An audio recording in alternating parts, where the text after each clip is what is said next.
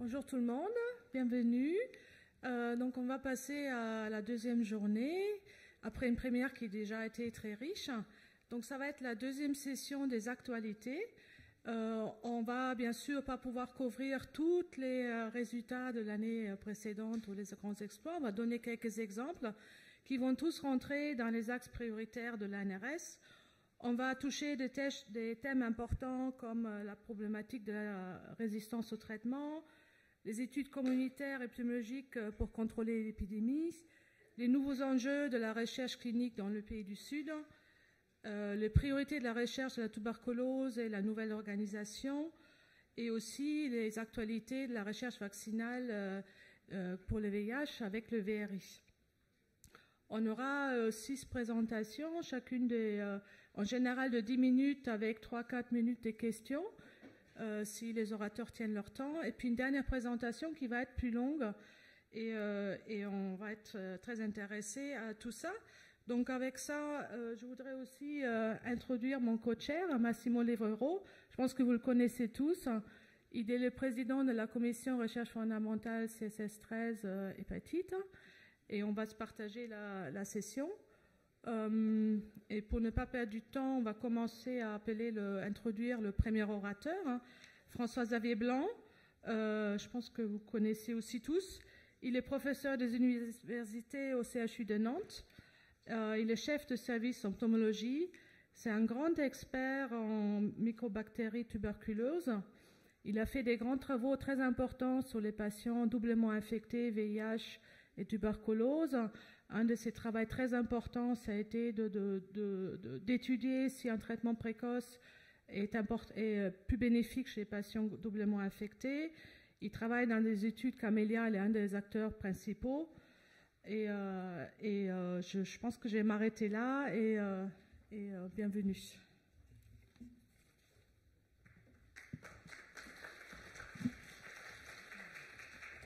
Bien, bonjour à tous, merci pour cette gentille introduction.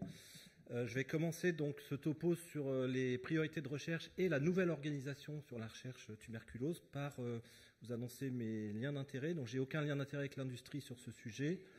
Comme je suis pneumologue, je suis invité à différents congrès par des sociétés prestatrices d'oxygène ou des laboratoires travaillant dans le domaine de la pneumologie.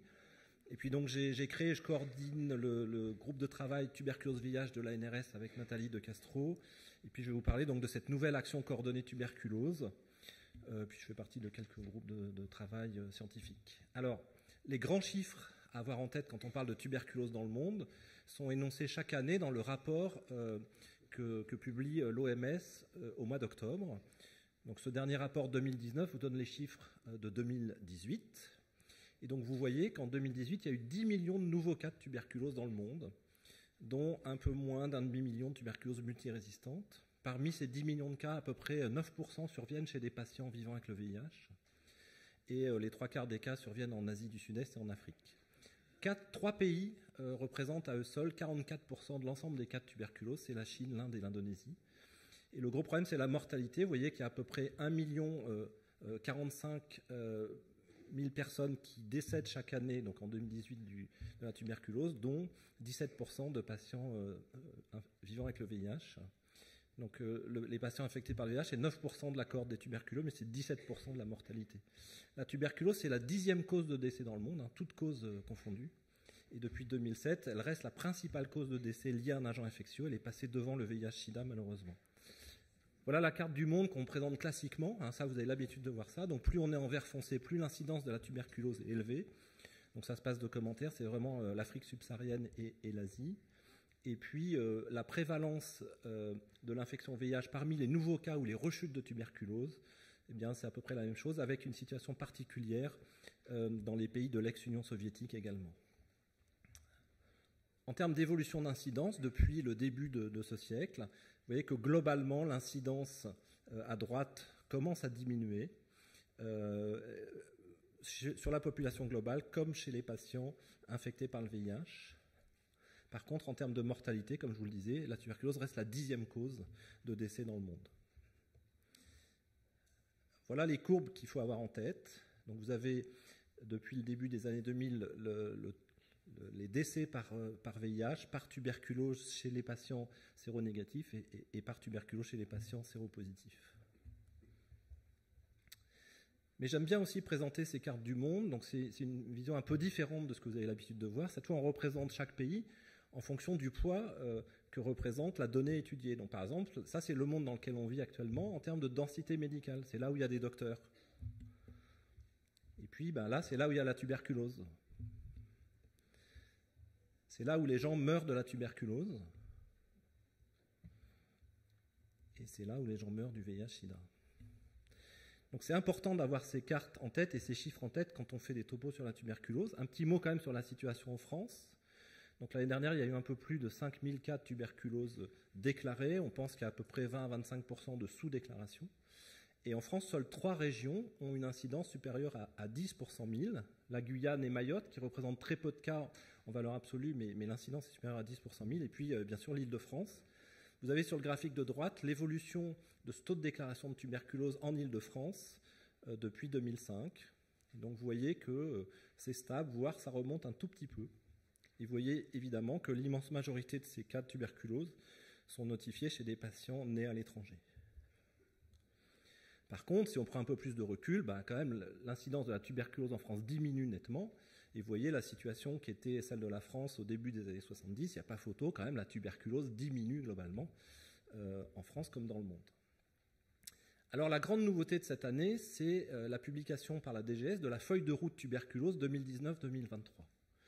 Donc c'est une feuille de route qui vise en France à intégrer la lutte contre la tuberculose dans une politique globale de santé. Ce document énonce 5 axes prioritaires et 14 mesures, avec un objectif très ambitieux, peut-être trop ambitieux, c'est conduire les actions clés pour mettre fin à la tuberculose en tant que problème de santé publique.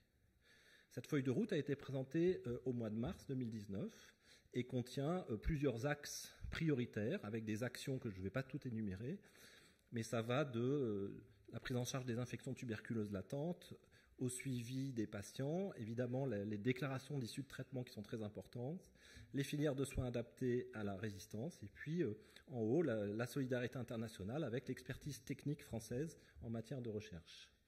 Parmi ces 5 axes et ces 14 mesures figure la mesure 14, donc j'ai fait vraiment un copier-coller. Cette mesure, c'est améliorer la représentation et le rayonnement international de l'expertise française avec la mise en place par la NRS et l'ITMO I3M d'une action coordonnée unique. Alors qu'est-ce que c'est que cette action coordonnée unique qui vient d'être créée? Donc c'est vraiment directement issu de cette feuille de route 2019-2023. L'objectif, c'est d'avoir une animation scientifique de la communauté des chercheurs impliqués dans la tuberculose.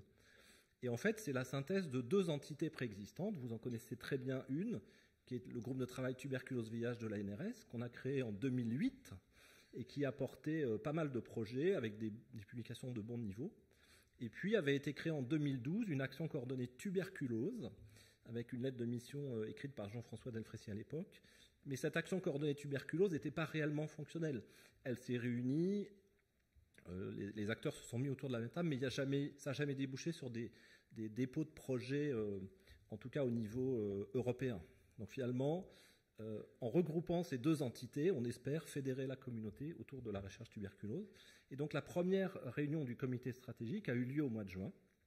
Et on a décidé tous ensemble de créer finalement 4 sous-groupes regroupant un peu les principales thématiques sur lesquelles on voulait mettre l'accent. Et donc vous voyez que parmi ces 4 thématiques reste la co-infection tuberculose-VIH.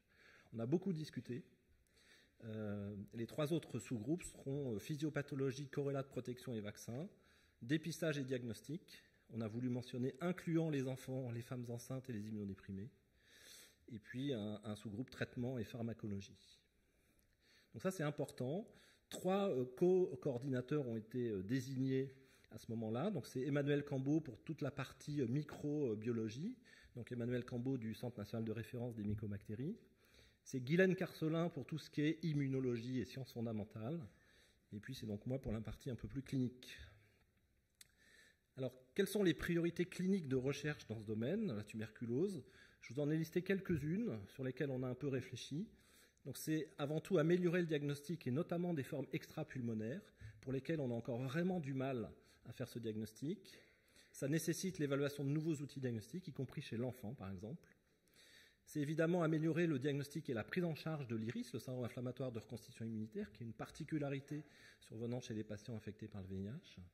C'est évidemment raccourcir la durée du traitement, à la fois des tuberculoses sensibles et des tuberculoses résistantes. Ça, c'est une priorité vraiment mondiale, énoncée comme telle. C'est tout ce qui touche au problème des interactions médicamenteuses entre les différentes molécules antirétrovirales et les antituberculeux. Très important, c'est vraiment toucher des populations vulnérables qui étaient jusqu'à présent peu concernées par le dépistage. Je ne vais pas les citer ici, mais vraiment c'est un axe important de recherche. Mettre en place des mesures de prévention adaptées au contexte international. On sait que la chimoprophylaxie par isoniazide n'a plus à démontrer son intérêt, pourtant elle est encore peu appliquée dans le monde. Et puis l'objectif ultime, c'est évidemment de réduire la mortalité. Au niveau fondamental, on pourrait là aussi lister plusieurs priorités, mais on voudrait être capable d'identifier des marqueurs d'infection tuberculeuse latente plus fins que ceux qu'on a actuellement. Les facteurs qui seraient capables de prédire la progression vers la tuberculose maladie quand un individu est infecté, ou de prédire l'évolution favorable ou défavorable du traitement antituberculeux. Tout ce qui touche les interactions hôtes et mycobactéries, il y a un pan entier de la recherche qui s'intéresse à le host-directed therapy, c'est-à-dire le traitement dirigé vers l'hôte. Évidemment, les facteurs de virulence ou de dormance du BK, les mécanismes immunologiques impliqués dans l'IRIS, et puis évidemment le vaccin, mais ça, vous le savez mieux que moi. Quelques exemples pour finir de ce qu'on arrive à faire maintenant au niveau, je dirais, supranational et donc européen, en collaboration avec l'ANRS. Donc l'essai Datura, dont le financement viendra d'être accepté par EDCTP. Donc c'est la détermination d'un régime ad hoc de tuberculose chez des adultes et adolescents hospitalisés pour une tuberculose avec moins de 100 CD4. C'est une étude donc financée par EDCTP dans 4 pays africains. On a soumis une extension de cette étude à 2 pays d'Asie du Sud-Est. On attend la réponse pour la fin de l'année. L'ANRS reste le sponsor de l'étude. Le coordinateur est mon ami et complice Didier Laureillard. Et l'étude est en cours de signature du grant, donc probablement les inclusions démarreront en 2021. Datura a une belle fleur comme Camellia estatis, comme vous pouvez le voir. Intense TBM, projet porté par Fabrice Bonnet, également EDCTP. C'est l'étude ANRS 12398 qui va être menée dans 4 pays, visant donc à travailler sur la méningite tuberculeuse chez des patients infectés ou non infectés par le VIH. 4 bras dans cette belle étude. Et donc c'est vraiment le complément à Datura, puisque Datura ne travaillera pas sur les méningites. Là, le début des inclusions est prévu en 2020, avec beaucoup d'acteurs concernés, dont Paxi. Et puis l'étude Timpani ANRS 12404, portée par Nathalie De Castro, qui vise également à travailler sur la méningite tuberculeuse en utilisant des anti-TNF-alpha. Donc vous voyez, il y a de la recherche encore tuberculose au niveau de l'ANRS. Et puis je ne peux pas ne pas mentionner TB-Speed, qui n'est pas directement issu de l'ANRS, mais qui est porté par Olivier Marcy, financé par United, et qui est un énorme programme travaillant sur la tuberculose chez l'enfant, et qui vise notamment à valider les algorithmes et les scores prédictifs issus de l'étude Panthère, qui était, elle, une étude ANRS. Pour finir, voilà où on en est en termes de milestone vis-à-vis de l'éradication de la tuberculose. On est vraiment en cours de route. Et probablement, on ne va pas encore atteindre l'éradication de la tuberculose de sitôt. Donc, ceux qui sont intéressés par cette thématique, il y a encore du pain sur la planche, il y a encore du travail. Vous voyez, par exemple, sur les traitements de la tuberculose ou la prévention par isoniazide, on est encore loin du compte. Alors, pour conclure, vraiment, il y a une nouvelle organisation de cette feuille de route et de cette nouvelle action coordonnée. Ça, il faut que vous en ayez conscience. Donc, c'est vraiment animation scientifique et puis essayer de monter vraiment de niveau et de répondre aux appels d'offres européens. Le sous-groupe tuberculose VIH, pour l'essentiel, il reprend le fonctionnement du groupe que vous connaissez bien et qui a produit depuis 10 ans. J'ai listé quelques études en ordre alphabétique qui ont été publiées ou qui sont en cours de publication, issues directement de la NRS. Les priorités de recherche au niveau tuberculose sont plutôt bien identifiées. Et évidemment, la compétition internationale est rude. Les défis sont nombreux, mais les forces vives sont bien présentes. La communauté est motivée. On est soudés. Il y a encore de la place pour des nouveaux essais cliniques. On n'a pas fini. Et donc mon dernier mot, c'est pour dire ça, l'ANRS doit vraiment continuer de soutenir la recherche sur la tuberculose. Je vous remercie.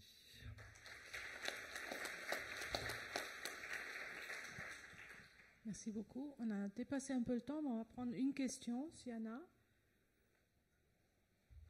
Question brûlante. François ?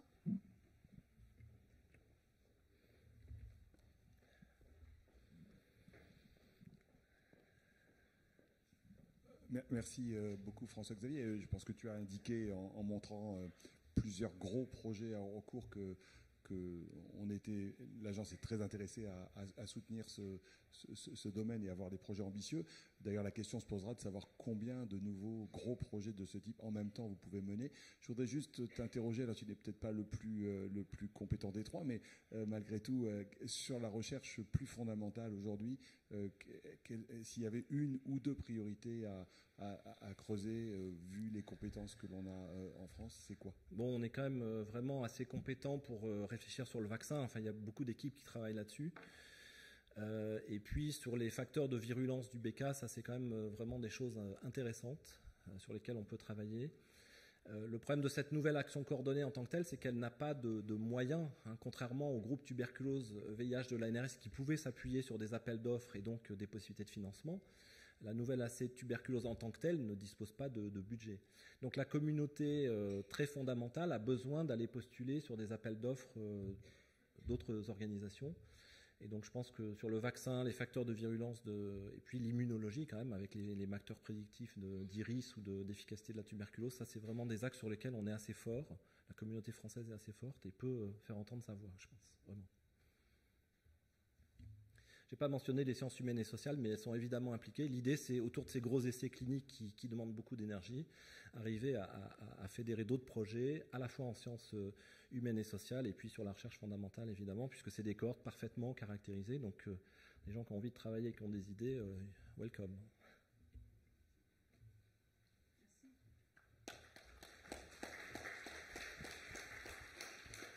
Et j'appelle maintenant la deuxième présentation d'aujourd'hui, le docteur Avelin Agokeng. Les inhibiteurs d'intégrase de première et deuxième génération, on voit clairement que ceux de deuxième génération ont une excellente barrière génétique, mais particulièrement le dolutegravir qui a encore une meilleure barrière comparée au cabotegravir et au bictegravir. Donc sur ce plan, sur le papier, tout va bien. Alors, le gros souci actuellement de la recommandation, à mon sens, c'est que la grosse majorité, voire la très grosse majorité de ces données viennent des cohortes du Nord et l'expérience dans le contexte du Sud reste très limitée. Il y a encore quelques semaines, on n'avait pas de données, mais depuis quelques semaines, on a eu ces deux études qui ont été publiées simultanément, Advance et NAMSAL. NAMSAL, qui est une étude ANRS, qui ont évalué dans un essai randomisé l'efficacité des lignes à base de DTG versus la recommandation de routine au sud de l'OMS.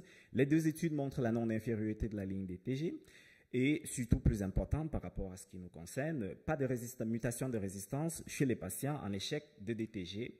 Là, on parle de patients naïfs de traitement avant l'inclusion. Le seul bémol pour le moment observé, si on reste sur ces résultats, mais pas de résistance, mais à 48 semaines, je pense que pour le moment, on ne verra pas grand-chose. Et ce qui sera intéressant, c'est de voir ce qui se passera beaucoup plus tard. Pour NAMSAL, un élément à souligner, c'est que malgré tout ce qu'on peut dire sur l'efficacité virale du DTG, chez les patients avec une charge virale supérieure à 100 000 copies, on observe quand même un succès virologique très inattendu, très en deçà de ce qui était attendu. Ce qui peut également poser des problèmes en termes d'émergence de la résistance pour ce qui concerne le dolutegravir dans le cadre des essais bien cadrés et randomisés. Or, ce ne sont pas ces essais qui représentent la vraie vie. La vraie vie, ce seront pratiquement les 15 millions de patients qui sont actuellement sous première ligne précédente, dont inhibiteurs non nucléosidiques, et qui vont être switchés vers une ligne DTG, et pour laquelle on aura plusieurs scénarios. On aura de la résistance déjà en cours et non évaluée, on aura des échecs virologiques non contrôlés, et on aura la résistance pré-traitement, et aucune recommandation claire n'est pour le moment disponible pour savoir comment les pays vont faire cette transition, et des discussions que nous avons au sein de l'agence, dans le groupe virologie médicale, où nous discutons de ces questions. Chacun des pays donne un peu le scénario qui va se dérouler, et globalement, c'est les bailleurs vont acheter les médicaments, vous allez mettre toutes les anciennes lignes de côté, vous allez tous switcher vers le dolutegravir, mais en pratique, comment cela va se passer? Il y a beaucoup d'interrogations pour le moment, et il y a de forts risques pour les patients qui ont déjà compromis la backbone d'inhibiteurs nucléosidiques, qu'on ait des patients qui seront mis en fait sous monothérapie de DTG. Et je reviens sur la figure de tout à l'heure. Tout ça pour la simple raison que vous voyez qu'en cas d'échec viraux, ce sont ces deux molécules que sont le TNO et le 3-TC qui sont extrêmement affectées et que le DTG va simplement venir s'ajouter dessus pour beaucoup de patients. Ce n'est pas un scénario de science-fiction dans la mesure où il y a quelques case reports qui ont déjà été faits là-dessus et l'équipe de Gupta, par exemple, a montré chez cette patiente inobservante comment l'ajout d'autres molécules, y compris le DTG, n'a pas résolu le problème. La résistance au DTG a été rapidement sélectionnée parce que la patiente avait déjà compromis les précédentes molécules existantes. Quelques mots sur la diversité génétique. Si on parle de la question de la résistance dans le contexte du Sud, on ne peut pas aborder le sujet. On sait que pour les virus sauvages VIH1 et VIH2, le DTG, le dolutegravir présente une action virale pratiquement similaire, mais rapidement, on voit que la barrière génétique vis-à-vis du VIH2 est beaucoup plus faible. Il suffit de quelques mutations pour que le dolutegravir soit totalement inactif sur le VIH2. Or, il s'agit quand même de pratiquement 2 à 3 millions de patients qui sont concernés dans les pays du Sud. Et plus récemment, il y a juste quelques jours, à la conférence européenne à Bâle, il y a ce travail qui a été présenté qui montre une fréquence de rebonds viraux plus élevée chez les patients infectés par le sous-type F comparé au sous-type non B et aux autres sous-types non F et non B, entre autres le CR002. Et avec un rôle qui reste à déterminer pour le polymorphisme G163KR, qui montre que la question du polymorphisme naturel, la résistance primaire due à la diversité génétique, y compris au niveau du sous-type, est loin d'être résolue. Donc, dans le groupe, dans l'action coordonnée virologie médicale que nous animons, que j'ai le plaisir de co-animer avec Vincent Clavez et Stéphane Chevalier, on a mis en place un observatoire il y a juste quelques mois pour observer ces événements au niveau des sous-types. Et le premier projet est le projet ANRS 12425 que nous sommes en train d'initier actuellement.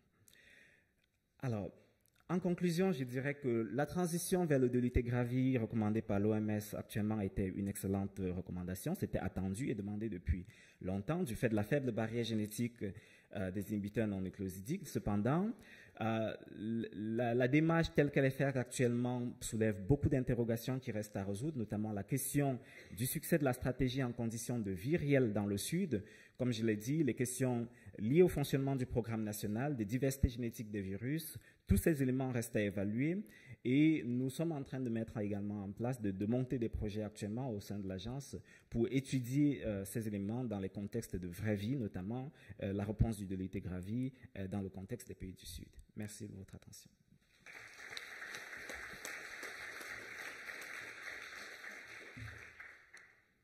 La présentation est ouverte pour la discussion. On peut accepter 2 questions s'ils sont rapides, s'il y en a.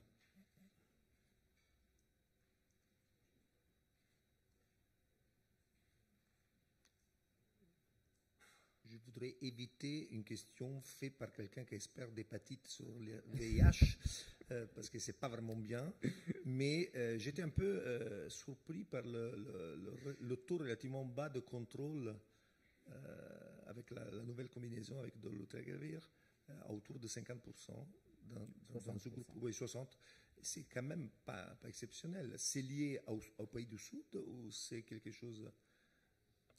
C'est curieux parce que ça n'a pas été observé au-dessus de 500 000 copies qui montrent un succès virologique du DTG plutôt spécifique, y compris l'étude Advance. Mais Advance, c'est dans le contexte de l'Afrique du Sud. On a un seul sous-type, le sous-type C. Si jamais le fitness est bon, on peut avoir un effet qui est totalement lissé.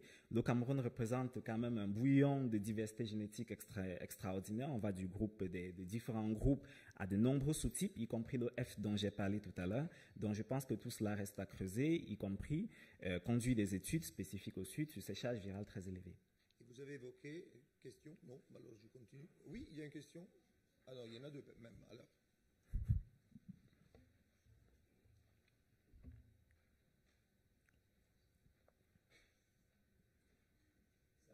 On passe de l'autre côté.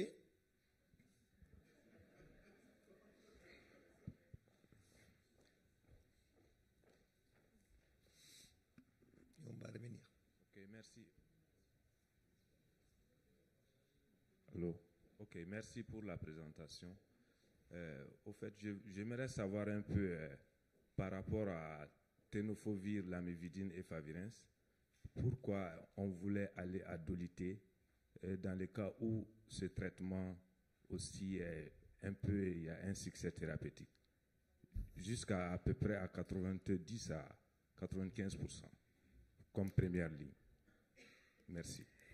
C'est un peu le sujet de toute la présentation, c'est que aujourd'hui, c'est un peu de façon rétrospective qu'on va évaluer l'efficacité du DTG dans le contexte du Sud. C'est pas la première fois. Pour les précédentes recommandations, c'était un peu aussi la même chose. Donc, on a couru au cours des 15 dernières années pour montrer que les inhibiteurs non nucléosidiques avaient une barrière génétique trop faible pour pouvoir résister longtemps dans des contextes où le suivi virologique n'était pas garanti. Je pense que avoir remplacé les inhibiteurs non nuc par le dolutegravir était une très bonne chose. C'est ce qu'il fallait faire. Ce qui manque aujourd'hui, c'est l'accompagnement de toutes ces recherches intégrées dans le contexte du Sud, qui auraient pu arriver beaucoup plus tôt. Mais d'un autre côté, je pense que les choses sont faites et voilà. Et on ne peut pas dire que faire cette recommandation n'était pas approprié. C'était approprié parce que 10 à 15% de résistance primaire aux inhibiteurs non nucléosidiques, c'est très élevé. Et pour le moment, on n'a pas de résistance primaire dans le contexte du Sud pour ce qui concerne la résistance pré-traitement aux inhibiteurs d'intégrase de deuxième génération. Donc, je crois que c'est une bonne chose que le dolutegravir soit recommandé. Néanmoins, ce n'est pas simplement en mettant le dolu qu'on va résoudre tous les problèmes qui sont liés à l'échec virologique, à la résistance au Sud. Il faut qu'on repense à toutes les conditions qui ont créé la situation actuelle, notamment le monitoring virologique qui reste extrêmement faible et la question de l'accompagnement des patients et de l'éducation thérapeutique. Une dernière question, mais très rapide, avec une réponse rapide, si possible.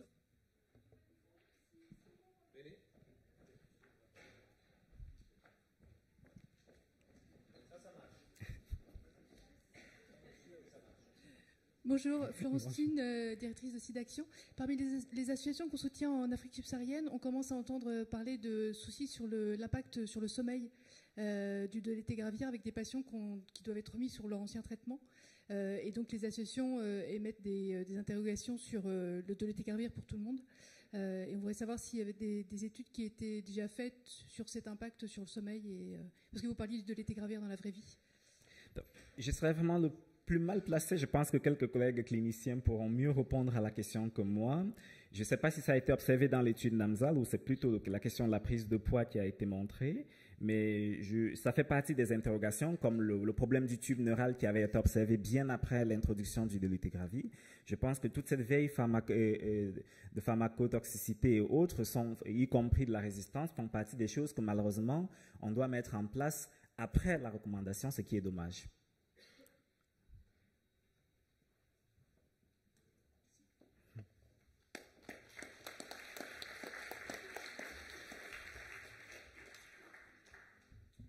J'ai le plaisir d'appeler Armel Poda.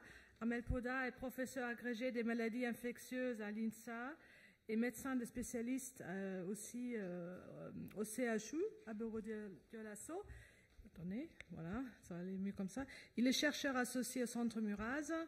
Il est aussi membre du comité technique des prises en charge des patients VIH.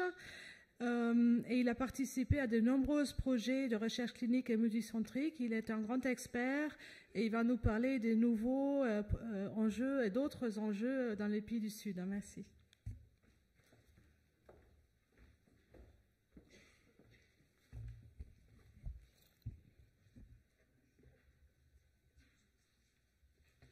Bien.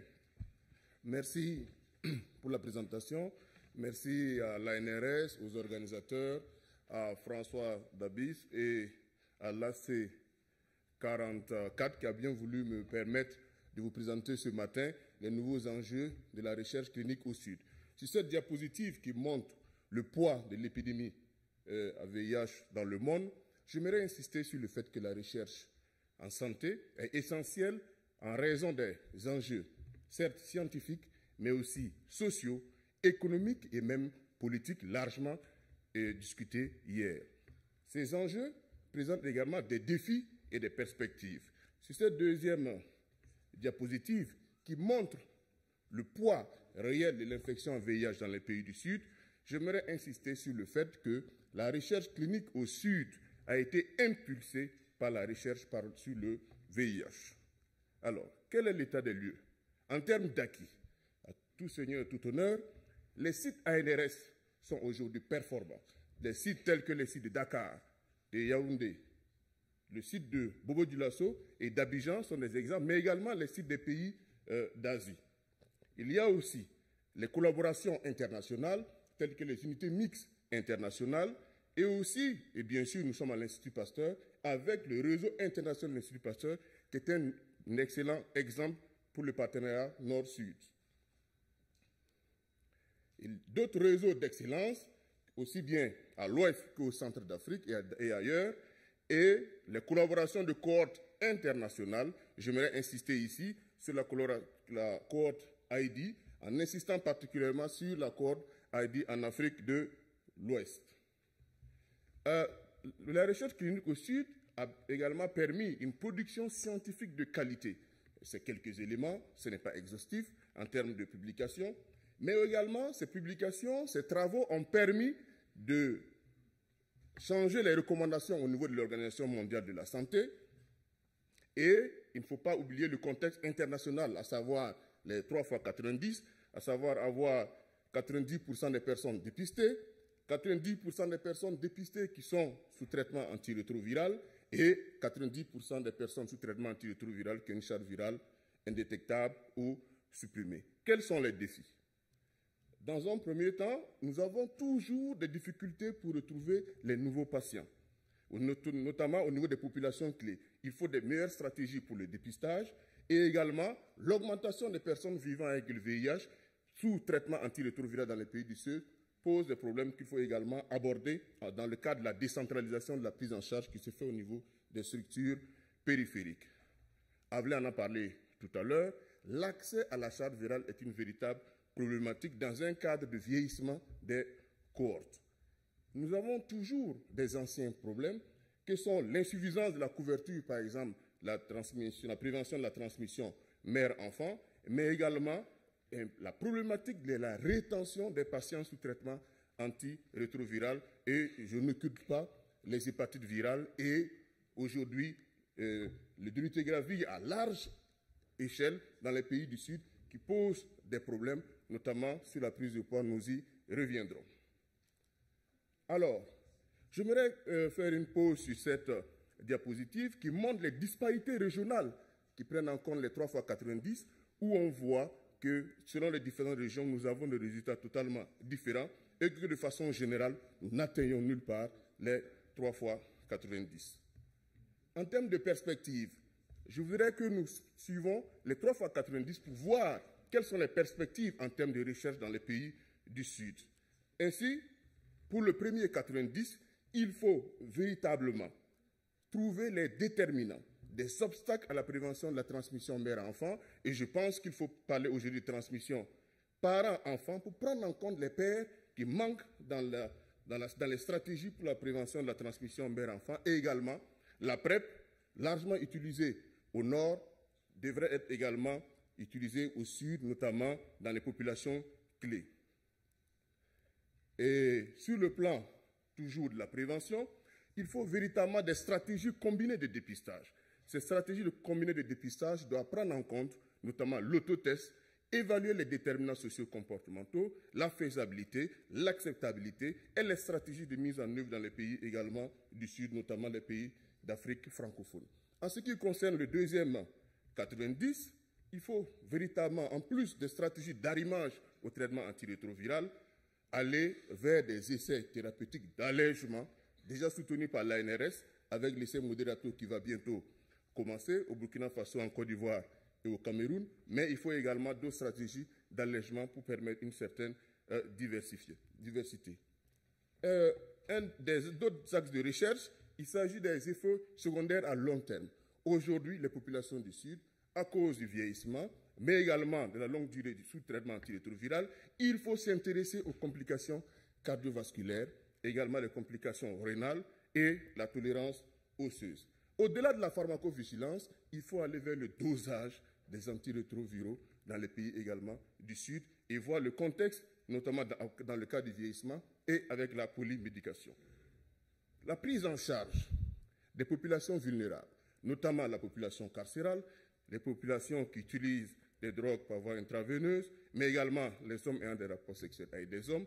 Toutes ces populations nécessitent plus de recherche dans les pays du Sud. Et de l'enfant. Souvent, l'enfant est oublié, souvent dans la prise en charge dans les pays du Sud. Il faut revoir toute la question qui concerne les diagnostics précoces. Les techniques existent, mais il faut trouver des stratégies pour que ce diagnostic précoce puisse être fait. Et également la question des adolescents. Il faut une prise en charge intégrée, prenant en compte non seulement les co-infections, mais également la santé de la reproduction chez ces personnes qui sont ni des adultes, ni des enfants, et qui se trouvent souvent au milieu. Il faut des stratégies pour améliorer également leur prise en charge. Pour le troisième 90, nous allons aller vers la biologie en parlant de la difficulté de l'accessibilité de la charge virale. Il ne s'agit pas de la technique, mais de trouver des stratégies pour permettre l'accessibilité à cette charge virale. Avant largement parlé de la résistance, j'insiste sur la résistance au VIH2 qui touche quand même 3 à 6% des corps en Afrique subsaharienne et également des techniques alternatives de diagnostic, des infections opportunistes et des comorbidités. J'aimerais véritablement, pour les nouveaux enjeux, insister sur les nouvelles approches, la prise en charge différenciée. Les patients nous disent qu'ils sont fatigués de venir et d'attendre. Vous savez, dans les pays du Sud, il n'y a pas de traitement antirétroviral dans les pharmacies, dans les officines. La prise en charge se fait totalement dans les structures sanitaires, communautaires comme publiques. J'ai toujours mal lorsque je sors de mon bureau et que je trouve 200, 300 et un prélèvement. Il faut donc des nouvelles approches pour cette prise en charge. Il faut tenir compte de patients. Il faut que la prise en charge soit centralisée sur le patient, à savoir quand on voit le patient, est-ce qu'il faut le voir comme dans les pays du Nord? Parfaitement non pour certains patients. Où il faut les voir? Est-ce qu'il faut les voir toujours à l'hôpital ou en communauté? Qui doit les voir? Le médecin, l'infirmier, le pharmacien. Il faut repenser cette approche. Et également, au niveau des tests, quand est-ce qu'il faut faire des prélèvements? Il faut revoir pour répondre véritablement à la question de la prise en charge dans les pays du Sud. Cette prise en charge différenciée, on peut voir 2 catégories. Une approche communautaire, mais aussi une approche au niveau des structures publiques, notamment dans le cadre de la décentralisation. En ce qui concerne les types, j'ai mis ici 2, mais il n'y a pas que ça. Ça peut couvrir aussi bien le dépistage, la dispensation des ARV, le suivi virologique, le suivi clinique, l'observance, l'éducation thérapeutique. Il faut totalement revoir notre approche dans la prise en charge de ces patients. Quelques pistes de recherche, donc on pourrait voir comment différencier la prise en charge. Cette diapositive que j'ai prise de mon ami Didier. Et pour poursuivre, nous pensons que dans les pays du Sud, nous devons aller dans la recherche clinique vers la recherche opérationnelle.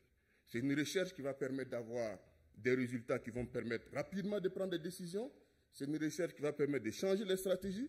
C'est une recherche qui va se faire dans les communautés, qui va se faire en dehors des hôpitaux, qui va se faire dans les formations sanitaires périphériques pour une meilleure. Les pays du Sud sont souvent considérés comme de façon générale vulnérables, mais également un travail est fait pour améliorer l'approche de ces comités d'éthique. Le problème du financement, j'insiste pour dire que c'est bien, il faut que l'ANRS augmente toujours ses financements vers les pays du Sud, mais il faut aussi que les pays du Sud s'autofinancent en termes de recherche. Et ce plaidoyer peut être fait au niveau des pays du Nord vers les pays du Sud. J'aimerais avoir un mot sur la stabilité sociopolitique pour dire que je ne vais pas insister sur cette diapositive, que vous connaissez très bien, le contexte international de l'Afrique subsaharienne, mais dire que ces actions vont entraîner des déplacements des populations et que ces populations aussi ont besoin d'une santé, ont besoin d'être toujours pris en charge. Donc, il faut que la recherche clinique aille vers ces populations déplacées, voir les stratégies pour continuer à bien poursuivre les traitements, à avoir accès à la charge virale, etc. Également, les urgences sanitaires. Hier, ça a été largement présenté. La recherche en urgence sanitaire également est un nouvel enjeu qu'il faut prendre en compte dans les pays du Sud. J'aimerais aller au-delà de l'infection à VIH et avec l'infection à VIH pour parler des autres problématiques, les hépatites virales bien présentées hier et également le paludisme. Certes, il reste encore des enjeux de recherche au niveau du paludisme, notamment en termes d'essais, et d'évaluation des stratégies de mise en œuvre. Et au-delà du paludisme, il faut penser aux autres infections fébriles en Afrique subsaharienne et dans les pays du Sud. Je ne peux pas faire de topo sans parler de la résistance aux antimicrobiens qui pose un réel problème de santé publique. Et cette résistance aux antimicrobiens doit être prise en compte dans le cadre du One Health, qui est une approche entre l'OMS, l'OIE et la FAO, qui veut qu'il soit la santé globale, une seule santé qui prend en compte l'homme, l'animal et son environnement. Où nous avons encore toutes les questions de recherche qui se posent dans les pays du Sud, les déterminants, le profil microbiologique et autres. Alors, à côté de toutes ces infections, nous avons les maladies non transmissibles. Je m'arrête sur cette diapositive qui montre le poids qu'aurait ces maladies non transmissibles en Afrique d'ici 2030, si évidemment rien n'est fait. Et ces maladies non transmissibles, que vous connaissez très bien, qui peuvent aller du diabète jusqu'aux pathologies dégénératives, et la vaccination.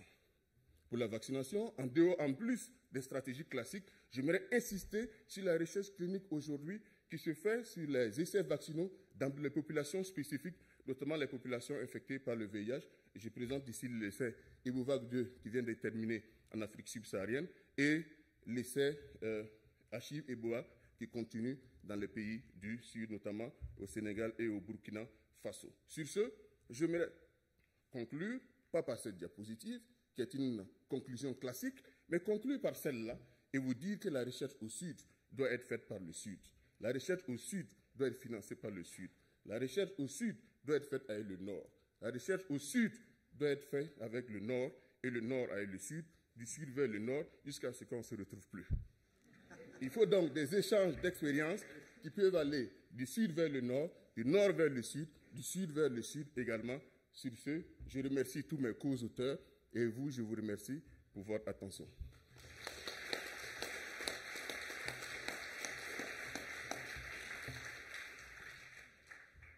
Merci beaucoup pour cette présentation très explicite et vraiment vous avez couvert beaucoup de choses. On voit bien la place de l'ANRS. Est-ce qu'il y a des questions? Est-ce qu'il y a des gens qui veulent réagir? François? En félicitant Armel parce qu'il a globalisé son propos tout en gardant une teneur scientifique très, très précise. Je vais juste revenir alors à un tout petit point sur le VIH quand même, qui est en disant le Burkina Faso fait partie aujourd'hui des pays que l'OMS classe dans la catégorie d'épidémies tente à être contrôlée. C'est-à-dire que vous arrivez à un état d'équilibre. Donc vous pouvez vous poser de nouvelles questions, y compris sur ce domaine. Il y a deux petites questions que j'aurais aimé te poser dans ce que j'ai vu. Je n'ai pas nécessairement vu d'intérêt pour les nouvelles formes thérapeutiques, notamment les médicaments injectables, par exemple. Est-ce que ça deviendrait un sujet dans un contexte où justement vous arrivez à peu près à avoir des files actives aujourd'hui bien organisées? De ce point de vue-là, je voudrais avoir ta réaction. Et tu as fait un plaidoyer assez fort pour la décentralisation et pour l'appropriation par les communautés d'une partie de cette phytothérapie. Est-ce que ça, c'est des choses auxquelles le Burkina Faso est prêt à s'engager? Merci François Dabis pour ces deux questions très pertinentes. La première, en fait, lorsque j'ai parlé d'allègement du traitement, il ne s'agit pas seulement du traitement à Péros, mais également l'allègement prend en compte le traitement par voie injectable qui pourrait, dans les pays du Sud, résoudre réellement les problèmes d'observance, d'adhérence, d'éducation thérapeutique, qui reste, comme l'a dit Avelin tout à l'heure, un véritable problème qui pourrait expliquer ces différentes résistances que nous avons et les échecs que nous avons également. Et donc, si nous avons, en plus d'un traitement allégé monodose, mais également qui peut se prendre de façon prolongée, c'est une véritable solution et nous sommes prêts à nous engager vers ces voies. La deuxième question qui porte sur la décentralisation, en fait, la majorité des pays du Sud ont déjà sur le papier, dans tous nos documents normatifs, nous pouvons retrouver la décentralisation, mais en pratique, c'est un peu difficile à mettre en place et donc c'est pourquoi nous proposons des stratégies pour essayer d'accélérer cette décentralisation et également des stratégies qui prennent en compte le patient, qui mettent la prise en charge, qui mettent le patient, qui centralisent la prise en charge sur le patient et non pas sur les structures comme on a l'habitude de le faire. Merci. Oui, bonjour. C'était plus un commentaire qu'une question. Je vous remercie de ce topo très complet et notamment d'avoir un peu évoqué la question des adolescents. Je voudrais souligner qu'un certain nombre de recherches se font et se mènent depuis un certain nombre d'années sur la partie pédiatrique pour préparer les jeunes à cette transition.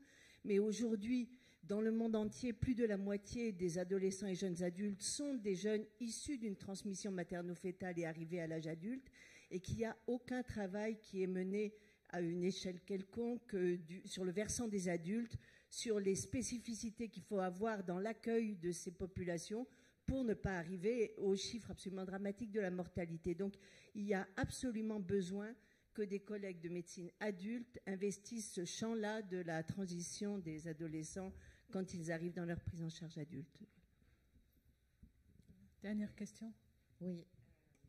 Merci pour ce panel effectivement très large. Je suis là devant. Non, je voulais juste, bien sûr, formation, la recherche, etc. Il en faut aussi. Mais finalement, après toutes ces années, qu'est-ce qu'on a comme instance de formation à la recherche clinique, à la recherche opérationnelle? On voit bien comment on patine un peu. Bon, la Fravim a un cours de recherche, il y a 300 demandes, peu de financement, etc. Est-ce que finalement, on réfléchit un peu plus, parce qu'on peut faire des vœux pieux, mais il y a des tas de générations qui demandent à être formées, ce ne sera pas les méthodologistes, à la recherche clinique, car il faut de la rigueur. Et on voit bien comment, en particulier en Afrique de l'Ouest, à part les grands essais, et qui sont fabuleux, soutenus, les essais cliniques, tout ce qui va être opérationnel terrain souffre un peu.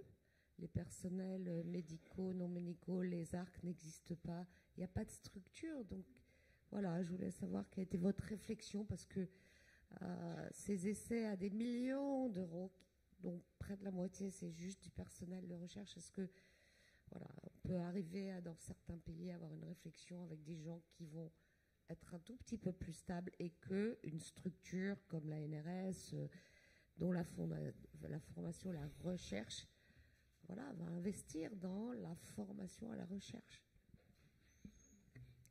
Merci. Je ne sais pas si François Dabis a bien entendu la fin du propos. Parce que la fin du propos est très intéressante, en effet.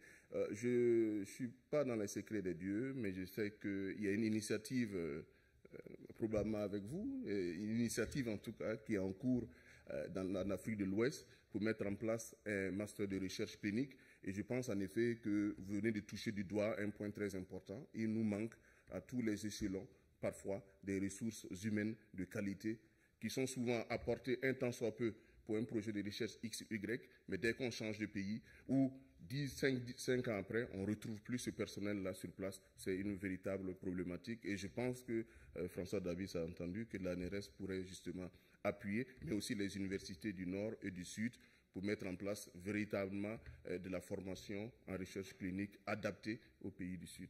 Merci. Merci beaucoup. Merci. J'ai maintenant le plaisir d'introduire le docteur Joseph Larmarange, démographe à l'IRD, Institut de recherche pour le développement, rattaché au CEPED, le Centre Population et Développement ici à Paris. Il est actuellement investigateur principal du projet NRS Princess, qui implémente des cliniques mobiles de santé sexuelle, qui incluent la PrEP et la prise en charge de l'hépatite B, et pas simplement du VIH, c'est pour ça que je le dis, à destination des travailleuses du sexe en Côte d'Ivoire. Il va parler surtout de ça. Il est également responsable du projet Atlas, financé par United, qui pour la promotion de l'autodépistage du VIH en Côte d'Ivoire, Mali, Sénégal. Et la liste Maternal Last, il est aussi co-président d'une CSS de l'NRS sur la santé publique, les sciences humaines et sociales. Bonjour à toutes et tous, et merci pour cette invitation qui va me permettre d'aborder la question des populations clés en Afrique de l'Ouest au travers d'un exemple particulier qui est celui des travailleuses du sexe en Côte d'Ivoire. Déjà, peut-être, parfois il est important de rappeler des évidences, et les catégories épidémiologiques que l'on utilise ne se superposent pas aux réseaux sexuels, aux groupes sociaux constitués ou la manière dont les personnes vont s'identifier, aux personnes que l'on arrive à atteindre par des programmes communautaires ou encore aux personnes que l'on a dans les enquêtes. Or, trop souvent, on bascule d'une de ces catégories à l'autre en pensant qu'elles sont superposables. Il faut avoir vraiment conscience des différences qu'il peut y avoir. Quand on parle du travail du sexe, les sciences sociales ont montré qu'il existait un véritable continuum des échanges économico-sexuels. Il n'y a donc pas de définition simple ou universelle de la catégorie des travailleuses du sexe, même si par la suite, je vais m'interroger plus spécifiquement sur la catégorie des femmes qui se définissent travailleuses du sexe et qu'on peut atteindre avec des pères éducatrices communautaires. Aussi pour rappeler que quand on parle de travail du sexe, il faut aussi considérer la catégorie des clients, même si elle n'a pas de définition universelle non plus. On a beaucoup d'enquêtes sur les TS, on n'a quasiment pas d'enquête sur cette catégorie des clients. Alors, pour donner des éléments de contexte, je vais prendre des données d'un modèle qui a été développé par Mathieu Maheu-Giroux, qui est un modèle compartimental. Alors, comme tout modèle, il est faux, mais il nous donne des informations qui sont intéressantes. On voit que la Côte d'Ivoire a une épidémie dite mixte. Elle est concentrée avec des prévalences du VIH élevées parmi les homosexuels masculins, MSM en anglais, ou les travailleuses du sexe, FSW en anglais, avec respectivement 16 et 12% de prévalence. Et dans ce modèle étaient distinguées les autres femmes, avec une prévalence autour de 3%. Et puis parmi les hommes de la population générale, on a distingué les clients et les autres hommes. Ce qui est important de prendre en compte, c'est la taille de ces populations. Et là, l'image est tout de suite différente. Et ce qu'on appelle du coup les clients, ça correspond à 25, à un quart, à un tiers de la population masculine adulte, avec là encore des grandes diversités. Mais du coup, si on prend la taille des populations en compte, la distribution des personnes qui vivent avec le VIH devient un peu différente. Les homosexuels masculins représenteraient à peu près 3% dans un pays comme la Côte d'Ivoire, qui est une épidémie mixte. C'est très différent dans un pays comme le Sénégal. Les travailleurs du sexe, c'est 6%. Les clients, à peu près un tiers des personnes qui vivent avec le VIH. Maintenant, si on regarde les estimations du premier 90, c'est-à-dire de la proportion des personnes qui vivent avec le VIH qui connaissent leur statut, elle est plutôt bonne dans les populations clés, et en fait elle est plutôt bonne chez celles et ceux qui sont atteints par les programmes communautaires, car ils ont une efficacité beaucoup plus difficile dans ceux qui sont plus cachés, mais on va avoir un retard de dépistage qui est relativement important chez les hommes de manière générale, et on voit un bon dépistage chez les femmes du fait qu'on a des programmes de dépistage par le biais des programmes PTME qui, même s'ils sont encore imparfaits, sont la principale voie d'entrée dans le dépistage aujourd'hui en Afrique de l'Ouest. Et donc, du coup, quand on prend ça en considération, on voit que les gaps de dépistage se situeraient en Côte d'Ivoire dans cette catégorie un peu hybride qu'on appelle les clients. Ce qui veut dire, et là c'est peut-être... Alors, si je prends toujours le même modèle, selon le même modèle, en Côte d'Ivoire, les HSH représenteraient 4% des personnes qui s'infectent et des personnes qui transmettent. Les travailleuses du sexe, 5% des personnes qui s'infectent et 19% des transmissions. Et 44 des transmissions entre 2005 et 2015 auraient eu lieu entre un client de travailleuse du sexe et une femme non travailleuse du sexe. Alors après, ce sont des chiffres à prendre avec précaution, ce n'est qu'un modèle. Mais on peut en retenir quelques éléments. D'une part, et c'est peut-être à l'encontre de la position de la plupart des grands bailleurs actuellement, on n'atteindra jamais le premier 90 si on ne va pas développer du dépistage à faible rendement dans des populations générales. Or aujourd'hui, et je parle du mot rendement car c'est le mot utilisé par les bailleurs, on voit qu'il est impératif de déployer des programmes qui vont viser les hommes de manière générale, cette catégorie clients, mais en tout cas, si on arrive à stopper la transmission chez les travailleurs du sexe, par le TASP ou par la PrEP, on pourrait avoir un impact important sur l'épidémie nationale ivoirienne et ça a tout à fait du sens de aussi s'intéresser à cette population-là. Le projet PREPSI ANRS 12361 avait pour objectif d'évaluer la pertinence et les modalités d'une offre de PrEP à destination des travailleurs du sexe en Côte d'Ivoire. Il s'est reposé sur une enquête qualitative sur les sites prostitutionnels dans 2 régions, Abidjan et San Pedro, et une enquête quantitative auprès de 1000 travailleuses du sexe, questionnaire socio-comportemental et enquête d'incidence. Ce n'est pas une enquête représentative des TS, mais représentative de celles qui sont atteintes par les pères éducatrices de 2 ONG, qui sont Aprosam et Espace Confiance, avec lesquelles nous avons co-construit cette enquête, co-analysé les résultats, pour ensuite co-construire une offre de santé. Quels sont les constats? Déjà, les travailleuses du sexe, c'est une population qui utilise le préservatif de manière très importante. Mais si elle l'utilise dans une grande majorité des cas, ce n'est pas possible avec le partenaire régulier, avec certains clients réguliers, avec certains clients violents, ou lorsque il y a une proposition d'une forte somme d'argent. Résultat, les 2 tiers d'entre elles ont eu au moins un rapport sexuel sans préservatif au cours des 7 derniers jours. Et on constate toujours une incidence élevée, autour de 3% dans la région de San Pedro, qui est une zone de production café-cacao, et autour de 1,5% à Abidjan, la capitale. Et on retrouve cette incidence élevée, y compris chez celles qui exercent depuis plus de 5 ans. Ce n'est donc pas un problème d'empowerment des femmes, elles savent le négocier, mais il reste des situations irréductibles où les relations de genre font que le préservatif n'est pas possible. Deuxièmement, elles ont de nombreux besoins non couverts en santé sexuelle et reproductive. Une grande majorité a déjà eu une grossesse non désirée, voire un avortement. Seule une petite proportion utilise une méthode de contraception. Un tiers continue de travailler pendant ces périodes de menstruation. Les 2 tiers ont déclaré, et c'est du déclaratif, au moins une IST au cours des 12 derniers mois. Enfin, mettre en place un programme PrEP nécessite de repenser un suivi régulier des femmes séronégatives dans un contexte où la plupart des bailleurs et des financements se focusent sur l'identification de nouvelles personnes séropositives pour les lier vers le soin. Par exemple, il y a très peu de programmes de dépistage répétés tous les 3 mois dans cette population. Malgré le travail des pères éducatrices communautaires, peu d'ETS vus sur le terrain se rendent en clinique parce qu'elle est trop éloignée, que les horaires sont inadaptés, ou la peur du stigma, parce que parfois la clinique n'est pas située dans le même quartier. Elles peuvent être connues quelque part comme travailleuses du sexe, mais pas forcément dans un autre quartier. Un retour important des acteurs de terrain, c'est de ne pas séparer les soins pour les femmes séropositives et pour les femmes séronégatives. Il ne faut pas créer de services parallèles, mais de plus, si l'on ne sait pas le motif de la consultation, cela permet de réduire le stigma associé aux soins.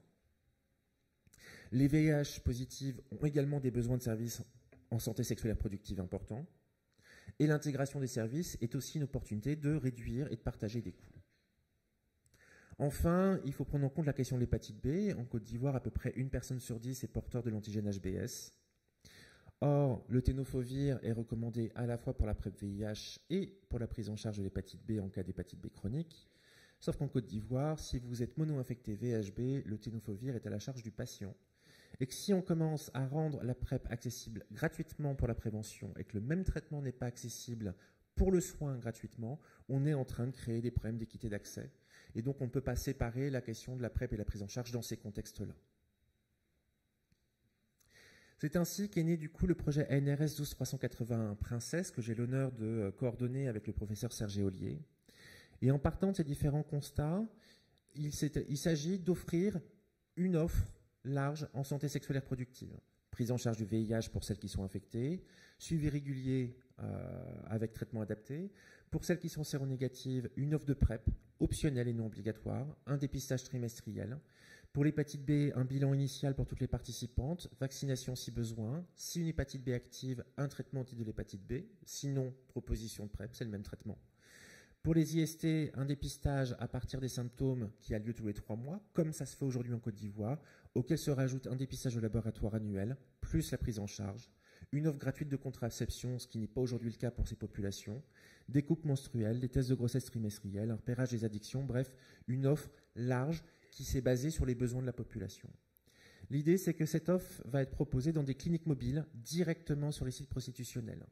On a donc un médecin, technicien de laboratoire, assistante sociale et père éducatrice qui opèrent directement dans le camion pour avoir toute l'offre de santé dans le camion. Chaque site prostitutionnel sera revisité toutes les 2 semaines pour permettre un suivi régulier avec l'ensemble des services en mobile qui s'appuie aussi sur une clinique fixe qui reste une option additionnelle pour les participantes et du coup un dossier médical informatisé pour gérer entre le site fixe et le site mobile. Alors, j'ai le plaisir de dire que ça a été un long processus pour mettre en place un tel projet. Les enjeux opérationnels sont très importants, mais la bonne nouvelle, ça fait longtemps que je parle de ce projet, les inclusions commencent aujourd'hui et le camion fait sa première sortie à San Pedro cet après-midi. Pour conclure, ce que je voudrais dire, c'est qu'il est parfois nécessaire que l'on apprenne à penser un peu en dehors du cadre strict du VIH. Le VIH est probablement trop vertical, trop cloisonné, ça a été évoqué hier. Il y a un vrai enjeu sur comment mutualiser avec d'autres pathologies.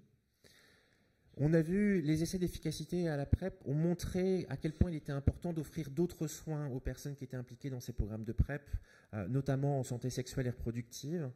Mais du coup, maintenant que l'on passe des essais cliniques d'efficacité à la mise en œuvre dans la vraie vie, peut-être qu'il faut qu'on change légèrement le point de vue, non pas rentrer autour d'une molécule ou rentrer autour d'un virus, mais avoir une entrée basée sur des populations, réfléchir à leurs besoins et leur proposer du coup une offre globale de santé qui inclut un PrEP, mais dont la PrEP n'est pas forcément le point d'entrée.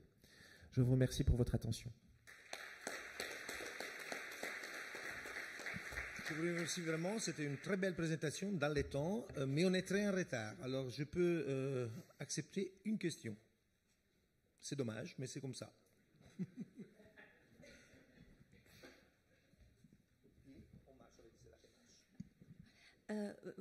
Merci pour cette présentation. Vous avez parlé des travailleuses du sexe, mais je me demandais qu'en était-il des travailleurs du sexe, parce que ça existe aussi. Alors, ça existe aussi, pas forcément toujours organisé de la même manière. Alors, il se trouve que dans le contexte Côte d'Ivoire, il y a déjà un programme PrEP qui vise les hommes qui ont des rapports sexuels avec d'autres hommes, qui est le projet COMSM PrEP, qui est basé, lui, à Abidjan, certes. Et en fait, les travailleurs du sexe masculin qui ont des clients hommes sont inclus, en fait, dans les programmes qui visent les HSH. Si on est sur les hommes qui ont des rapports sexuels monétarisés avec des femmes, qui existent en Afrique de l'Ouest, plutôt avec une clientèle internationale, mais on n'est pas sur un tarif à la passe, on est plutôt sur ce qu'on appelle les garçons de plage qui vont avoir une petite copine qui va avoir 20 ou 30 ans de plus et on va avoir des cadeaux en compensation. Donc en fait, c'est un mode d'organisation qui n'est pas forcément le même. C'est vrai qu'on pourrait s'interroger sur la même offre pour les HSH et les travailleurs du sexe de manière plus globale. À un moment donné, c'est quand même difficile d'arriver à faire financer un projet qui n'a pas un outcome principal, qui va en avoir plus de 8, qui couvre différentes pathologies. Et donc, du coup, sachant qu'il y avait déjà des programmes qui visaient les HSH, on s'est restreint pour le moment à la question des femmes travailleuses du sexe. Merci encore. Merci. Je suis sûr que vous allez répondre à les questions.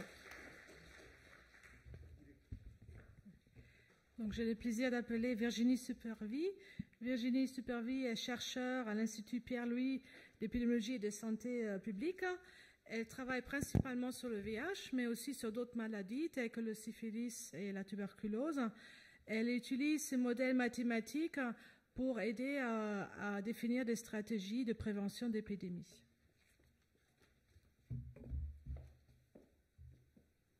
Merci pour l'introduction. Bonjour à tous et à toutes. Donc, à travers cette présentation, je vais essayer d'apporter des éléments de réponse à la question « Quels objectifs cibles et indicateurs pour le contrôle de l'épidémie ?» Et donc, je vais revenir sur ce qu'on entend par objectif cible, indicateur et qu'est-ce qu'on entend par le contrôle de l'épidémie. Donc, depuis le début des années 2000, il y a une multitude en fait d'objectifs et de cibles qui ont été définis par diverses instances internationales.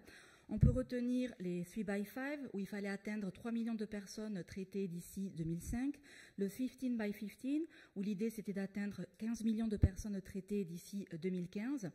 Et cet objectif ayant été atteint en 2014, l'ONU-SIDA a fixé des objectifs dont vous avez beaucoup entendu parler ces dernières années. C'est les objectifs 90-90-10, et cela pour mettre fin à l'épidémie du sida. Et donc ce terme « Ending the AIDS Epidemic » qui apparaît donc pour la première fois dans ce rapport et qui est annexé aux objectifs 90-90-90 et par la suite repris par les diverses instances internationales lorsqu'il s'agit de fixer des objectifs pour l'épidémie du VIH. Mais qu'est-ce qu'on entend par ce terme, Ending the AIDS Epidemic? Souvent, on le retrouve également comme Ending the AIDS Epidemic as a Public Health Threat. Donc, en finir avec l'épidémie du sida comme une menace pour la santé mondiale. Il faut savoir que ce terme, dans le rapport de l'ONU-SIDA, donc 2014, n'est pas clairement défini. Ce qu'on peut trouver dans ce rapport, c'est qu'est-ce qu'on peut atteindre en termes de réduction de la transmission du VIH si on atteint les 90-90-90. Et c'est ce que vous pouvez voir sur la figure de gauche. Donc si on atteint 90-90-90, on va avoir une réduction à l'élimination parce qu'on voit que persiste un grand nombre de nouvelles contaminations. Et donc, ce terme « ending the AIDS epidemic », qui n'est pas un terme qui est défini scientifiquement, se rapproche plus de ce qu'on entend par le contrôle de l'épidémie, qui, d'un point de vue épidémiologique, est défini comme une réduction du nombre de nouvelles infections à un niveau que l'on va fixer et qu'on va juger acceptable dans une zone géographique donnée. C'est différent de l'élimination, où là, l'élimination, c'est de réduire à zéro le nombre de nouvelles contaminations. dans une zone géographique donnée est différent de l'éradication où là, c'est l'élimination dans le monde entier. Donc si on revient sur ces objectifs 90, 90, 90 pour mettre fin à l'épidémie du sida, ou plutôt pour réduire donc de façon considérable la transmission du VIH, donc comme vous le savez, il s'agit d'avoir 90% des personnes vivant avec le VIH diagnostiquées. Parmi les personnes diagnostiquées, 90% devraient être traitées. Parmi les personnes traitées, 90% devraient avoir une charge virale contrôlée. Et si on atteint ces 3,90, au final, on a 73% des personnes vivant avec le VIH qui ont une charge virale contrôlée, donc qui ne transmettent pas le virus. Donc, est-ce que l'atteinte de ces objectifs va suffire pour réduire de façon considérable la transmission? En tout cas, ce n'est pas ce qu'on voit en France, et ce n'est pas ce qu'on voit également dans d'autres pays qui ont atteint ces objectifs. En France, en 2016, on estimait qu'on avait 86% des personnes vivant avec le VIH qui étaient diagnostiquées, 88% des personnes diagnostiquées étaient traitées, et 97% des personnes qui étaient traitées avaient une charge virale contrôlée. Et au final, on avait 74% des personnes vivant avec le VIH avec une charge virale contrôlée, donc on était au-delà des 73% fixés par l'ONU-SIDA. Et malgré cela, comme vous pouvez le voir sur la figure de droite, on a un nombre de nouvelles infections qui reste élevé et relativement stable au cours des dernières années. Donc pourquoi cet objectif 90, 90, 90 ne sera pas suffisant dans certains contextes, en tout cas pour réduire la transmission du VIH de façon considérable? C'est parce qu'en fait cet objectif repose sur un indicateur qui est la cascade de la prise en charge, qui est un indicateur complexe dans son interprétation. La cascade de la prise en charge, donc c'est l'ensemble des personnes qui vivent avec le VIH et à quelle étape de la prise en charge elles en sont. Mais cette cascade de la prise en charge, elle peut masquer la prise en charge ou bien l'absence de prise en charge des personnes qui potentiellement contribuent le plus à transmettre le virus, c'est les personnes qui ont été infectées récemment. Et donc, la cascade de la prise en charge, elle mélange ces personnes avec une sélection de personnes qui ont été infectées depuis plus longtemps et qui ont survécu jusqu'à aujourd'hui. Et si elles ont survécu jusqu'à aujourd'hui, ça veut dire que c'est des personnes qui ont été diagnostiquées, traitées et qui ont une charge virale contrôlée. Donc, une bonne prise en charge. Et le nombre de ces personnes qui ont été infectées depuis longtemps et qui ont une bonne prise en charge va grandir au cours du temps, et donc leur poids dans la cascade de la prise en charge va s'accroître, et ça va induire une bonne cascade de la prise en charge sans pour autant que les personnes qui ont été infectées plus récemment, qui ne sont pas forcément prises en charge, donc aient une prise en charge satisfaisante. Et ces nombres de personnes sont en nombre réduit. Donc je pense qu'en fait les indicateurs qui font intervenir la prévalence sont toujours des indicateurs qui sont complexes à interpréter, et donc on devrait éviter d'utiliser ces genres d'indicateurs quand il s'agit de fixer des objectifs pour réduire la transmission du VIH. Donc vers quels objectifs en fait se tourner pour réduire de façon considérable la transmission du VIH. Il y a des études au Royaume-Uni théoriques, mais également en vraie vie, qui ont apporté des éléments de réponse à cette question, notamment un modèle mathématique développé par Andrew Phillips qui a montré que pour réduire de façon considérable la transmission parmi les hommes qui ont des rapports sexuels avec les hommes au Royaume-Uni, il fallait en fait que 90% des HSH soient diagnostiqués et mis sous traitement la même année où ils ont été infectés. Et ça veut dire que le délai entre infection et mise sous traitement, il faut qu'il soit inférieur à 1 an pour 90% des HSH. Et c'est également cette réduction du temps entre infection et diagnostic, et entre diagnostic et mise sous traitement, qui est à l'origine, en fait, donc cette baisse de la transmission. Elle a été donc initiée par une réduction des délais entre infection et mise sous traitement, qui a pu avoir lieu notamment grâce à une intensification du dépistage et à une mise sous traitement immédiate dès 2012 pour les HSH donc au Royaume-Uni. Donc pour aller vers une réduction considérable de la transmission, il faut qu'on ait des objectifs spécifiques pour les personnes qui n'ont pas eu encore accès au traitement, et notamment réduire pour ces personnes le délai entre infection et mise sous traitement. Il faut des objectifs spécifiques pour les personnes qui ont déjà eu accès au traitement, et là il va s'agir de maintenir dans le soin ces personnes-là. Mais bien sûr, la réduction de la transmission ne peut pas reposer que sur les personnes qui sont infectées par le VIH. Il faut aussi des objectifs pour les personnes qui ne sont pas infectées par le VIH et qui sont à risque de l'être. Et donc, si je reviens pour conclure sur ce qu'on entend par le contrôle de l'épidémie du VIH, donc on a dit que d'un point de vue épidémiologique, c'est défini comme une réduction de l'incidence à un niveau qu'on va juger acceptable. Et donc, ça reste une définition qui reste assez floue et vague. Et donc, il y a toute une discussion et débat qui a lieu en ce moment, notamment à l'ONU-SIDA, pour préciser ce qu'on entend par le contrôle de l'épidémie du VIH. Donc, il y a divers indicateurs et cibles qui ont été proposés, notamment le taux d'incidence, donc c'est le nombre de nouvelles infections divisé par le nombre de personnes qui sont à risque d'être infectées par le VIH. Un autre indicateur, une réduction dans l'incidence, potentiellement une réduction de 90%. Un indicateur qui s'appelle l'IPR, c'est le rapport entre le nombre de nouvelles infections et le nombre de personnes vivant avec le VIH.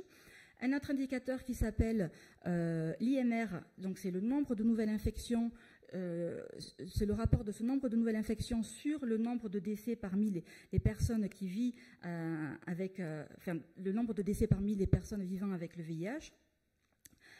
Et donc, par rapport à ce que je viens de dire auparavant, je pense que l'IPR, qui a à son dénominateur en fait la prévalence du VIH, c'est pas forcément un bon indicateur pour mesurer le contrôle du VIH. Une réduction de l'incidence de 90%.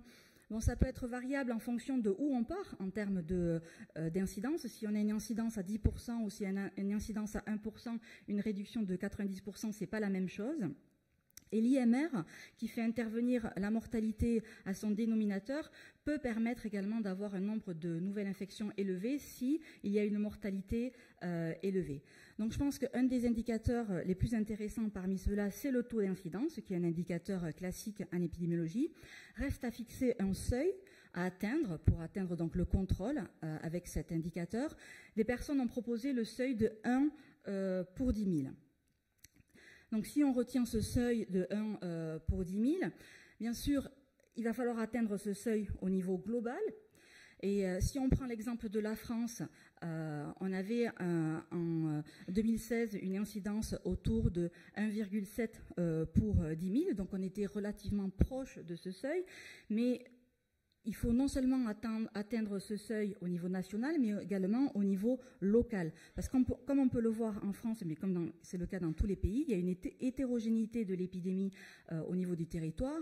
Et c'est pas parce qu'on a un seuil du coup à 1 pour 10 000 au niveau national qu'on n'aura pas forcément des seuils beaucoup plus élevés dans certaines régions, notamment en France. Et même pour les régions où on a des seuils qui sont relativement faibles, par exemple comme l'Aquitaine, où on a déjà un seuil de 1 pour 10 000, donc on pourrait croire que dans cette région, l'épidémie est contrôlée. Mais dans cette région, si on regarde les populations clés, on voit que les HSH ont un taux d'incidence 150 fois plus élevé, à 1,5%. Donc, ce seuil, il faudra l'atteindre au niveau local, mais également au niveau de toutes les populations affectées par le VIH. Et donc, pour conclure et en perspective, j'ai repris cette phrase d'un article publié dans PLOS Medicine. Je pense qu'en fait, ce qui reste à faire et ce qui reste difficile à faire, c'est trouver un juste milieu entre définir des cibles, des objectifs qui sont ambitieux et qui peuvent motiver en fait l'engagement politique et public, avec des cibles en fait qui vont refléter la complexité et la diversité des épidémies au niveau local. Voilà, je vous remercie de votre attention.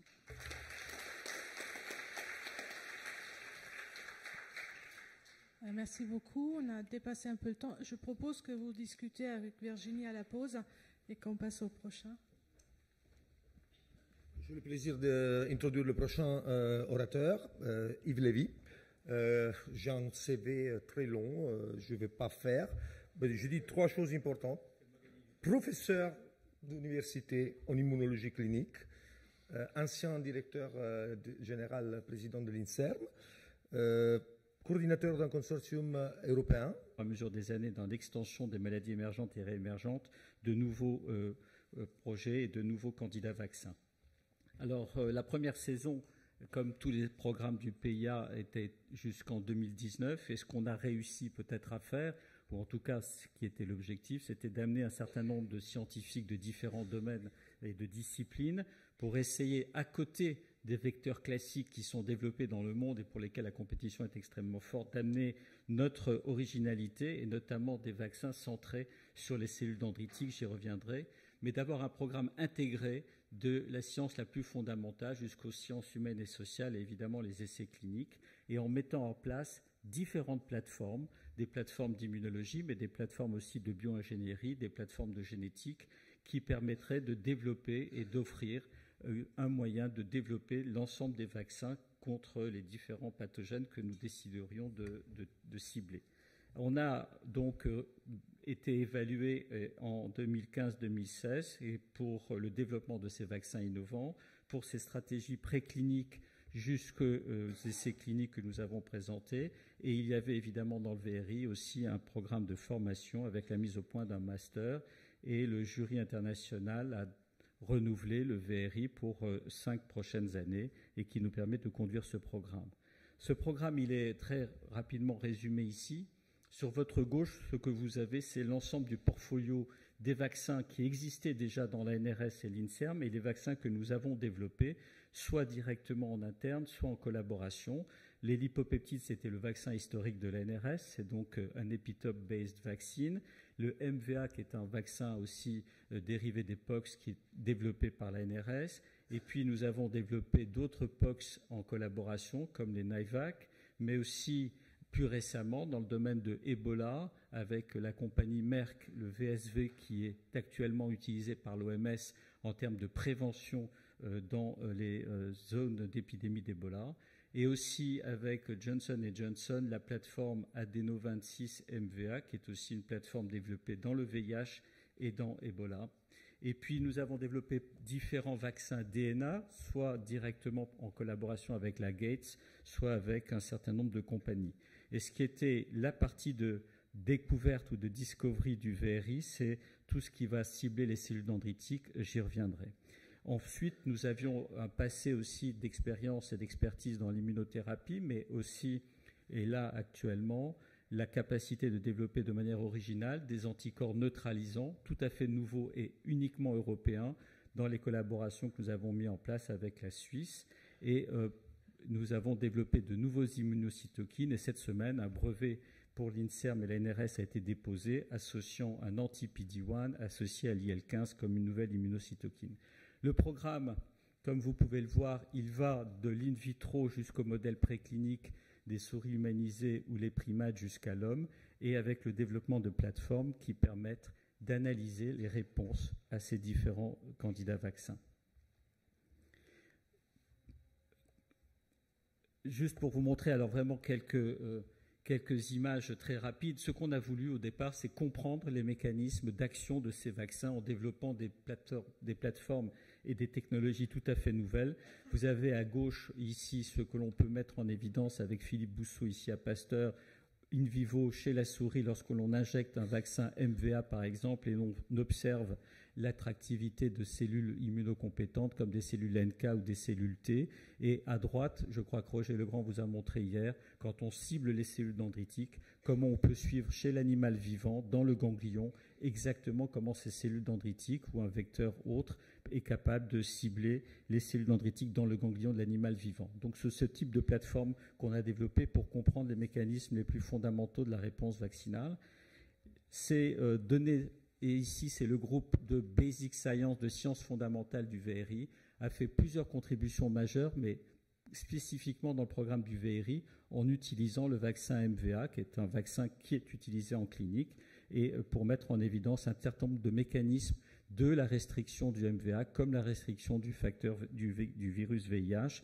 Et ces publications sont évidemment extrêmement importantes, plus généralement que pour le vaccin, mais ont été développées dans le cadre du VRI. Le MVA, on va jusqu'à la clinique, et ici ce sont des résultats d'un essai chez le volontaire sain, juste pour vous montrer qu'après injection du MVA, comme vous pouvez le voir sur la gauche, en prime, ce sont les 2 flèches noires, ou ensuite en boost, ce sont les 2 flèches noires après un vaccin lipopeptide ou après un vaccin ADN, GTU, que vous voyez sur la droite. C'était l'analyse de la transcriptomique des modifications d'expression des gènes dans le sang de volontaires pour montrer que l'administration de ce vaccin se traduit par l'expression d'un certain nombre de gènes et que ces gènes nous permettent d'avoir une signature de la vaccination. Et vous voyez ici, on passe donc de l'in vitro le plus fondamental jusqu'à ce qu'on a appliqué chez les patients, chez les volontaires. Donc, la partie sur laquelle on a investi énormément et qui est l'originalité du VRI, c'est de cibler les cellules dendritiques et de délivrer les antigènes vaccinaux directement aux cellules dendritiques pour stimuler la meilleure réponse intégrée de la réponse immunitaire. Donc il y a deux plateformes qui sont développées. La première, c'est d'utiliser les cellules dendritiques des patients à partir des monocytes des patients. On développe les cellules dendritiques in vitro, on les charge d'antigènes vaccinaux et on les réinjecte. C'est des vaccins thérapeutiques. Et le deuxième, c'est de cibler directement chez l'individu les cellules dendritiques en administrant un vaccin qui est un anticorps qui cible les cellules dendritiques et différents récepteurs des cellules dendritiques. Et vous avez sur votre gauche ici le prototype de ces anticorps ciblant les cellules dendritiques. Vous voyez que ce sont des anticorps qui ciblent différents récepteurs à la surface des cellules dendritiques et tout ce qui a été fait in vitro a montré leur capacité de stimuler la réponse immunitaire et de présenter les antigènes. Et vous voyez qu'à la queue de ces anticorps, on peut cibler, on peut attacher différents antigènes du VIH. Et donc, toute la base de ces développements ont été réalisés dans les dernières années. Et nous avons maintenant les premiers lots précliniques, les lots cliniques, d'utilisation d'un anticorps anti-CD40, un récepteur sur les cellules dendritiques, associé à la protéine d'enveloppe du VIH, qui a été développé en partenariat avec l'industrie. Et le press release de la mise à disposition de ces premiers lots cliniques a été sorti hier, et toutes les études de toxicologie ont été faites. Et les premiers essais sur la promotion ANRS vont démarrer l'année prochaine. Donc vous voyez que cette partie de Discovery a abouti à la génération des premiers essais. Et ça a reposé sur beaucoup d'études, donc je ne vais pas les détailler, mais elles sont publiées. C'est ce qui a permis de convaincre, évidemment, d'aller au développement clinique.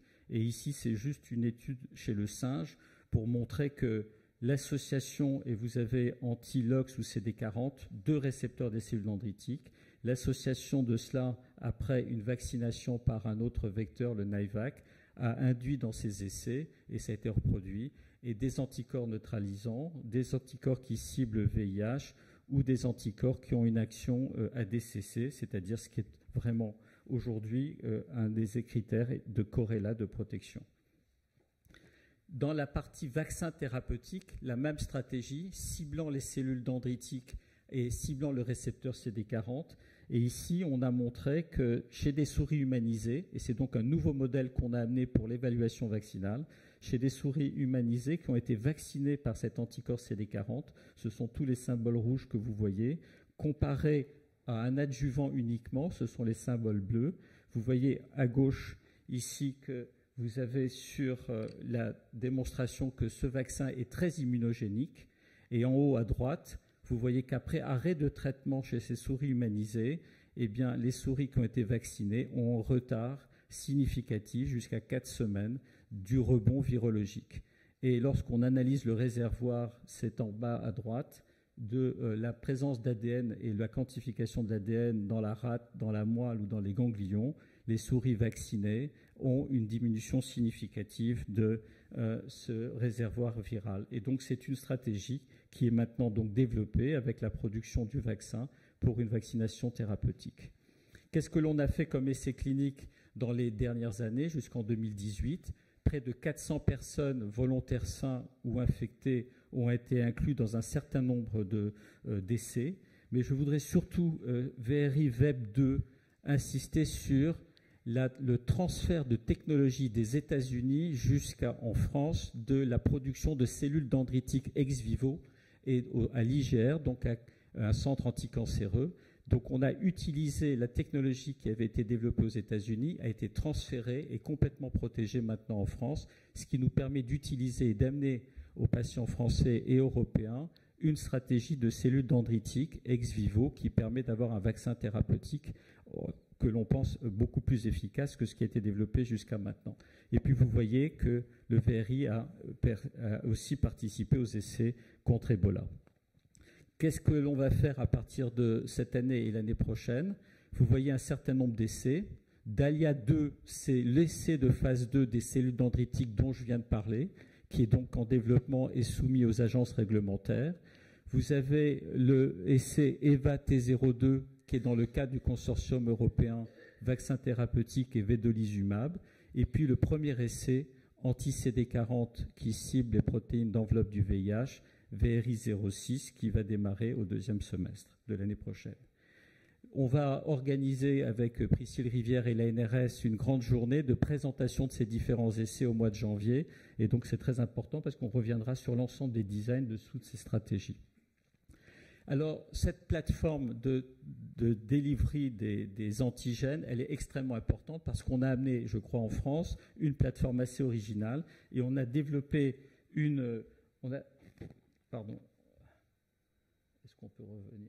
On a développé une technologie qui nous permet d'accélérer le développement de vaccins ciblant les cellules dendritiques en modifiant simplement l'antigène que l'on accroche à ces vaccins.